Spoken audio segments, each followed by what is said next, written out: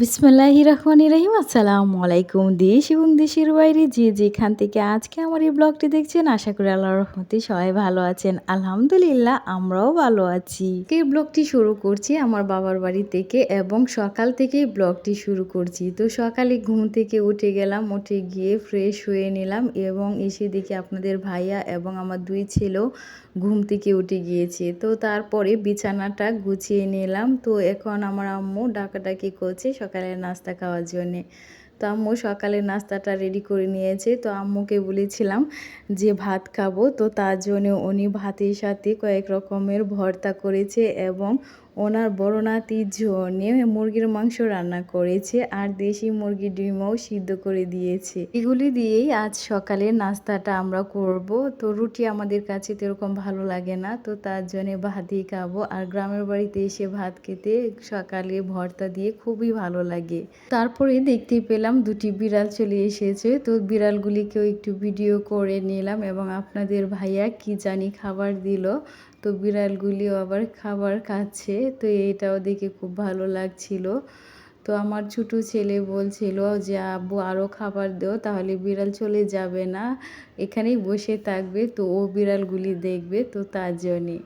তো তারপর এটা ছিল দুপুরের ভিডিও। তো দুপুরে আপনাদের ভাইয়া এবং আমি বলছি আমার চাচাতো বোনকে যে আম ভর্তা খাবো। ওকে বলছিলাম ও যেন গাছ থেকে গিয়ে আম পেড়ে নিয়ে আসি। তো এই কথা শুনে আপনাদের ভাইয়া লাঠি দিয়ে দুটি আম পেড়ে নিয়ে আসলো।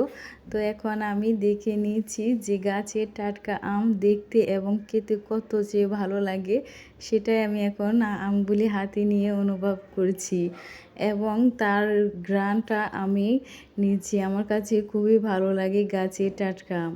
তো তারপরে আমার চাচাতো বোন দুটি আম নিয়ে এসলো, নিয়ে এসে এখন ও আমগুলি ছিলে নিচ্ছে এবং বাকিগুলি গাছের নিচেই পড়েছিল, তো ও সেইগুলিও নিয়ে আসলো। তো এর মধ্যে আপনাদের কাছে আমার একটি রিকোয়েস্ট, আমার এই ব্লগটি যদি প্রথম থেকে শেষ পর্যন্ত দেখে সামান্যতম পরিমাণের ভালো লেগে থাকে, তাহলে প্লিজ একটি লাইক এবং সাবস্ক্রাইব করবেন। আর কমেন্ট বক্সে অবশ্যই আপনাদের মূল্যবান মতামতটি জানিয়ে আমার পাশেই থাকবেন। তো আমার চাচাতো বোন ধনে পাতা দিয়ে আজকে আম ভর্তাটা করবে। তো তার জন্য ও কিছু ধনে পাতা নিয়ে এসেছে, নিয়ে এসে ভালোভাবে ধুয়ে পরিষ্কার করে এখন ধনে পাতাগুলিকে কুচি করে নিচ্ছে। তো কুচি করে নিয়ে আম ভর্তার সঙ্গে ধনে পাতাটা ভর্তা করে নিবে। খেতে নাকি এভাবে খুবই টেস্ট হয় ও বলছে। আর এখন প্রচণ্ড গরম পড়েছে, তো এই গরমে আম ভর্তা খেতে খুবই ভালো লাগে। তো এর মধ্যে আম ভর্তাটা তৈরি করা হয়ে গিয়েছে। তো এটা ধনেপাতা, শুকনো মরিচ, লবণ দিয়ে করেছে, খেতে অসম্ভব টেস্ট হয়েছিল। গরমের মধ্যে এরকম টক জাতীয় একটা খাবার খেলে অনেক ভালো লাগে। তো আমার বড় ছেলে খেয়ে লাইক দিয়েছে এবং ছোটো ছেলেও খেয়ে বলছে খুবই টেস্ট হয়েছে।